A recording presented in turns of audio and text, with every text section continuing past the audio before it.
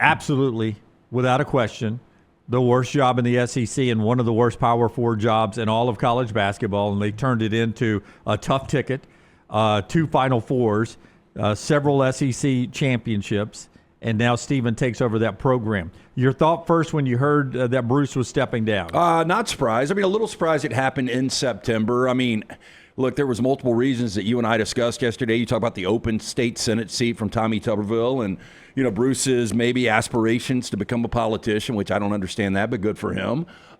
So there was that in play. And then also, when a coach does this right before the season, you are, I don't want to say forced, that's the wrong word, but I just remember when Dean Smith did this at North Carolina for a long time, assistant Bill Guthridge, and everybody's like, damn, they didn't have any choice but to go to Bill Guthridge.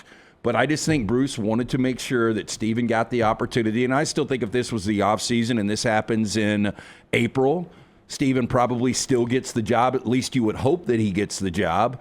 But the timing was a little interesting. But we heard the soundbite about a month ago that Forrester played right here on the air where he was like, sooner than later, I'm going to be retiring. Brown, on that right there, are you surprised that nationally there's been so much use of nepotism? Yeah, a little bit. I mean, first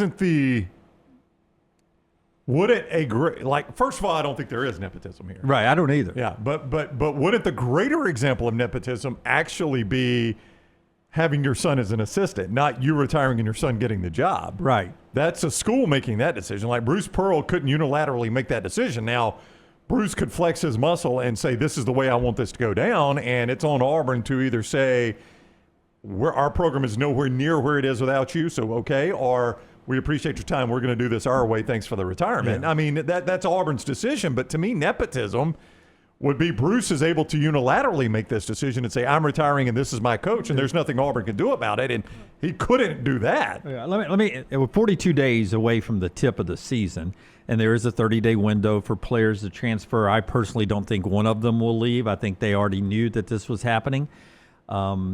I think this has been the plan for at least 2 years. Associate head coach. If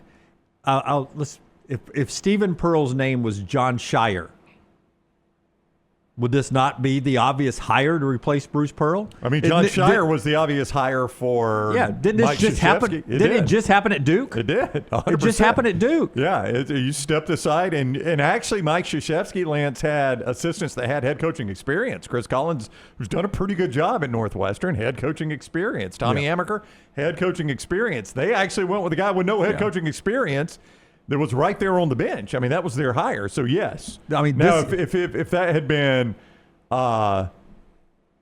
if his last name was Krzyzewski instead of Shire, maybe people have the same reaction, but I really think everybody would be like, no, Coach K's earned the right to do this. I understand if you're not close to what's going on from a national perspective, it's pearl to pearl.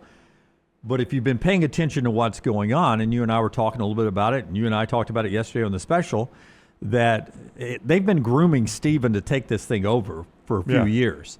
And more, recruiting-wise and in-game coaching, game planning, all of that has been falling on Stephen's plate a lot more. They've been grooming him for this takeover for 2 years. It's the same thing that happened at Duke. It just happens to be son taking over for a dad.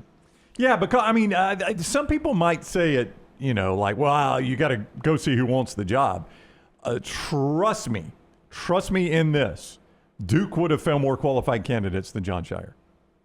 Yes. Yeah, I agree. With better resumes, absolutely. Oh, when Mike Krzyzewski walked away, literally anybody would have taken that job. Yep. Like, I think you could have gone to anybody in the country, and they take that job from the school that they're at. I don't think there's one that would have said no. Not one. Maybe Hubert Davis, because he's a North Carolina guy, but other than Hubert, I don't think anybody says no. But they picked the guy because that's the guy Krzyzewski was like, I've trained this guy. This is the guy that's going to take over, and he's going to keep doing it my way. Hey, by the way, he has. Shire's been really good. So really good. Yeah, I mean, I think in this situation, if Bruce Pearl, Lance, to your point, had retired in April, do you get if you do a national search, what kind of names do you get? You probably get more qualified names than Stephen Pearl, but that does not mean you would have necessarily hired those guys. Yeah, look, I'll use Texas Tech as an example because we brought up the two examples of coaching greats that left it to their sons. Gene Bartow to Murray Bartow right here in Market, and then the other one in Lubbock, Bobby Knight to Pat Knight. But also, when Chris Beard took the Texas job, his longtime assistant Mark Adams got the job. Now, he ultimately gets fired for insensitive behavior. I use the air quotes because I really don't know the whole story. But do you guys remember when that went down? But Mark Adams took over and did a great job with it. So, yeah, your top assistant typically is at least given – maybe the most consideration unless you have that home run hire in mind. And to me, if you are the worst basketball job at the SEC before Bruce, BP, before Pearl, then it's a gamble if you get away from what's working, right? Yeah. And you're maybe the best home environment in all of college basketball. It's at least in the conversation. One of the toughest tickets in all of basketball, maybe the toughest, it's in the conversation for every home game. Do you think the momentum drops off for any of that initially with Stephen Pearl being the coach? And the used key word there initially, no, not at all. I mean, it's still going to be what Neville Arena has been. Now, if he can't keep it to the standard, which that remains to be seen. I mean, that's on Stephen to keep it to that standard, then maybe it does drop off. Yeah, so. and I do think that there would be this sounds bad, a quicker trigger. Pat Knight made it 3 years. I think it was 11 games under 500 when I looked at this morning. There was a couple. Because Bruce had this thing dialed in. Yeah. I think 6 of his last 7 years outside of the COVID year, he gets to the NCAA tournament. And again, we talk about how bad this program was. 109 seasons of Auburn basketball before Bruce Pearl was there. 2 SEC championships, 9 years he's there, 3. Yeah. 2 Final Fours. Auburn's used to winning, so I think Stephen will be given, but if you have a couple of, 14 and 22 years, then that's a problem. But that would be the same case as if you went out and hired fill in the blank. Yeah, I don't foresee it though. From everybody, all insiders, Stephen knows basketball. He relates well to the players. He's got that same energy Bruce had. Maybe not to the point of Bruce. Nobody really did, but I don't see. This is. Well, he's got to be himself. He can't be Bruce's personality. No, right? I get it, but I'm just saying everybody loved that energy from That's Bruce. right. Yeah. But this is a natural transition. This by far makes the most sense. Yeah, I do too. And the timing of it is weird. And I don't know if Bruce will end up running for this Senate seat or get into politics. Don't do it, Bruce. Yeah, I wouldn't do it either if I was in his situation. I'd be on the lake all day, wouldn't you? Yeah, you'd find me at Lake Martin or Willow Point. And I come to the home games. In that video, he says he's not running for Well, Senate. I know he says yeah. that. Yeah. But you could always come back and say, "Well, I wasn't going to," but yeah, you don't make the announcement even if you're running on that day anyway. You save it for a month or 2 months from now. You don't want to campaign for over a year. It's too long. But I don't think he's going to run either at this point. I hope he doesn't. I would say this. And I use this as an example in one of the interviews I did yesterday. Pat Dye moved into that office almost just like the one Bruce is moving into, an ambassador at the school. He was going to have a role at the athletic department. And Pat Dye did a lot of great things after he left coaching for Auburn, but he also was a shadow on the football program for a little bit. And, there were some, people that would run to Pat and get interviews, or Pat would be on Feinbaum's show and give interviews. See, Bruce won't be doing that because it's his son who's taking over. And I use the example, Nick Saban is willing to help Alabama and Kalen DeBoer anytime Kalen asks. Anytime. The guy flew back from game day in Knoxville and caught the second half of an 11 a.m. kick. But imagine if it was Kalen Saban.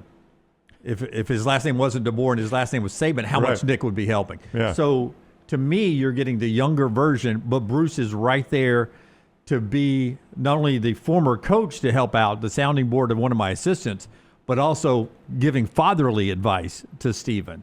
And I think that's a win-win situation for Auburn. We'll see what happens. The first thing is that 30-day window. Again, I don't think anybody leaves, but as soon as it was announced officially yesterday to where it wasn't considered tampering, do you think Tahad Pettiford's agent got a phone call or 100? Yeah, that's what's going on right now is everybody is looking at, do we need this guy? Do we need that guy? What can we pay him?